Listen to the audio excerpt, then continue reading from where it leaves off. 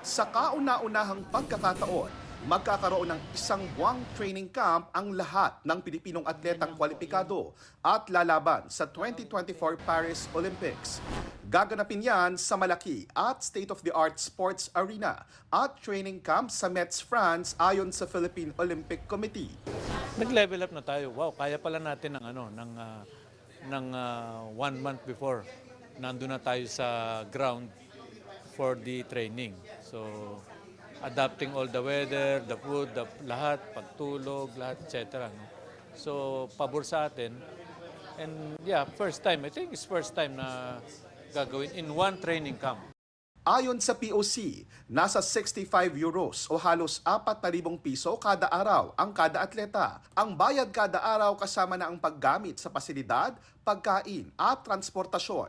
Malaking bahagi raw nito subsidized o binayaran na sa tulong ng gobyerno ng lungsod ng Metz. Ayon sa Philippine Olympic Committee, sa ngayon, may 13 atleta na ang Pilipinas na technically pasok na sa Olympics. 10 sa kanila dumaan sa Olympic qualification. 3 ay lalaban din sa qualifying. Pero ano't ano pa man ay otomatiko na silang pasok dahil sa tinatawag na universality.